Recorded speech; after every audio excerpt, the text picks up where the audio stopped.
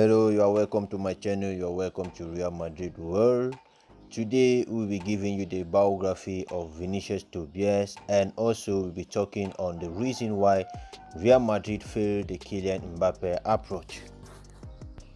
Please do so well to follow to the end, and if you are just joining us, please kindly subscribe to my channel and stay tuned for more Real Madrid updates. Well guys, Vinicius Tobias was born on 23 February 2004.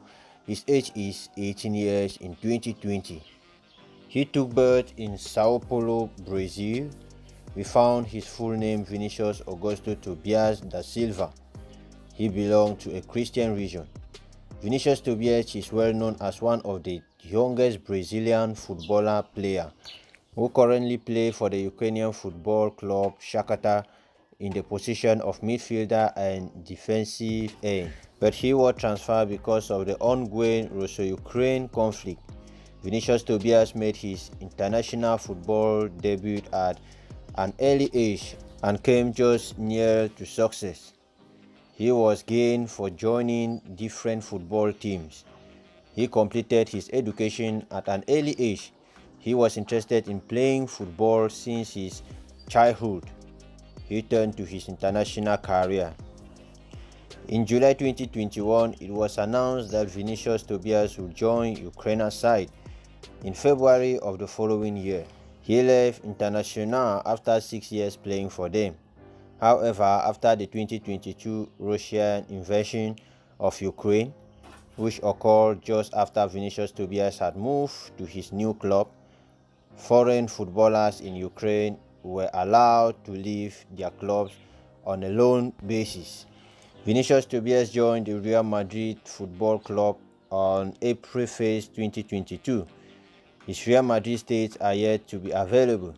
However, we are looking forward to seeing his skills this season. When Vinicius Tobias was signed to Real Madrid recently, he made this statement on social media: "I made my dreams, my destiny. And today I can say that the kid from Matarazzo will wear the shirt of the biggest club in the world. Thank you to everyone who supported me at all times, especially to my wife and family." According to this statement, Vinicius has a wife, but he has not shared her name with the media.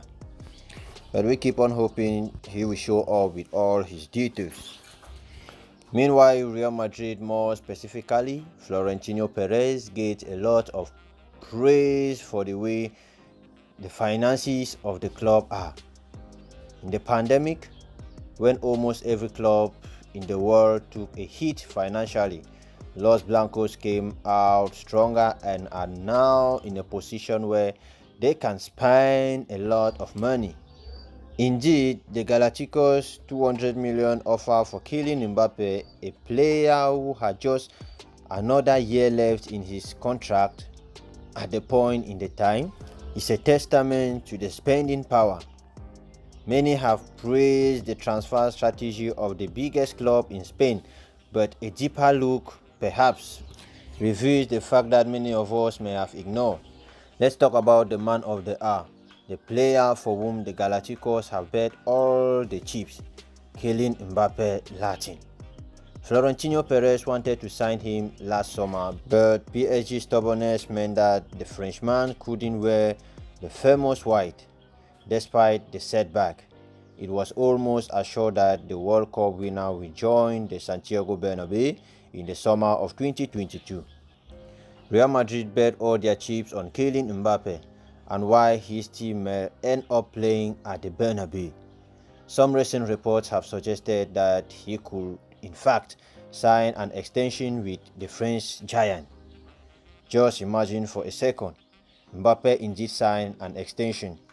As harrowing as it may be, just imagine it.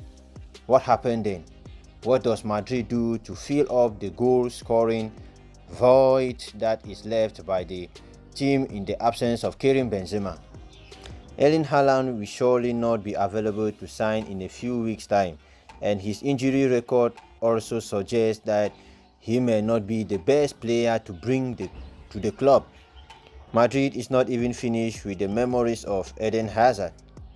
If not Mbappe and Haaland, who else? Karim Adeyemi, he is already on the brink of joining Borussia Dortmund. The list is quite thin, and maybe one could say Nkunku, but this is a 24-year-old guy having the breakthrough season in terms of scoring. He is someone who had never before even touched 10 goals in a season, and he is playing in the Bundesliga. Remember what happened the last time Madrid signed a goal-scoring machine from the Bundesliga? With such a lack of alternatives, we have to ask ourselves, if not Mbappe, then who? Real Madrid may be praised for their approach in the transfer market, but when the fans go into a frenzy with reports of Mbappe signing an extension, it makes you wonder whether this pursuit was really healthy, but emotionally and logically. Los Blancos save up to sign the Frenchman, avoiding glaring holes in the team. So if God forbid Madrid misses out on Mbappe, it should mentally and spiritually crush the fans. Madrid should never be devastated about missing out any player. It is the player who should be frustrated for missing the Madrid train. What could Perez have done differently, you may ask? The answer to that can always be found whenever Madrid plays without Benzema. Real Madrid simply does not have a proper unit of players when it comes to superstar individuals. The Galactico has plenty, but not in every facet of the pitch. Look at it this way. Perez refrained from strengthening the team in the last 2 years just to get Mbappe. 2 years later, Mbappe is still at PSG, and what does Madrid get? A 4-0 humiliation at the Santiago Bernabeu to a club eliminated from the Europa League.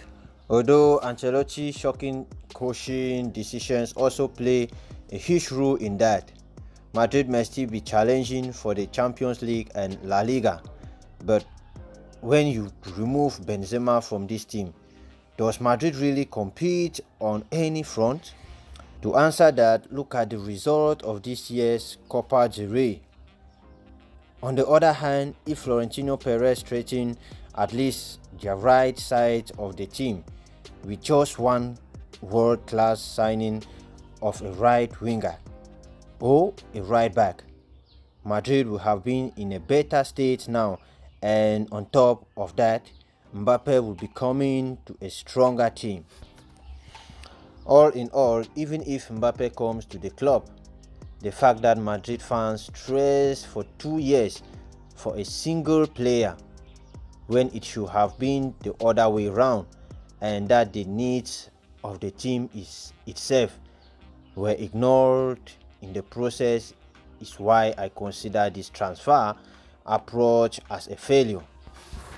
This is all I have for you today. Please don't forget to subscribe to my channel, show likes, share, and don't forget to give your comment. And again, stay tuned for more Real Madrid updates.